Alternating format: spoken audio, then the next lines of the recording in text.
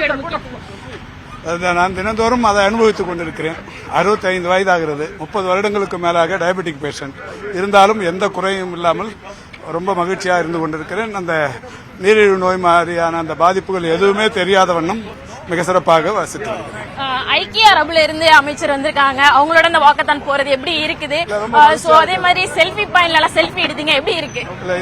இது பொதுவாகவே இந்த ஹெல்த் வாக்குங்கிறது நம்ம தமிழ்நாடு முழுக்க 38 மாவட்டங்கள்ல பண்ணியிருக்கிறோம். இது நாம மாண்புமிகு தமிழ்நாட்டின் முதலமைச்சர் அவர்கள் சார்பில் தான் உதயநிதி சார் திறந்து வச்சாங்க. இது மாதிரி 38 இடங்கள் இருக்கு. உலகத்திலேயே இந்த மாதிரி ஹெல்த் வாக்கு 38 மாவட்டங்கள் இருக்கிறது இங்கதான் தமிழ்நாட்டில் மட்டும்தான். டோக்கியோல ஒரே ஒரு ரோடு இருக்கு. அது பார்த்துட்டு வந்து தான் இதை பண்ணோம். இது 8 கிலோமீட்டருங்கிறது 10,000 அடி நடக்கணுங்கிறதுக்கான ஒரு கான்செப்ட். அது இப்ப மக்கள் இப்ப கண்கூடா பார்த்திருப்பீங்க. ஒவ்வொரு நாளும் காலையில ஆயிரக்கணக்கானவங்க நடக்கிறாங்க. அந்த வகையில ஐக்கிய அரபு நாட்டை சேர்ந்த ஒரு அமைச்சரும் அது முக்கியமான துறைகள் பொறுப்பு வகிக்கிறவர்.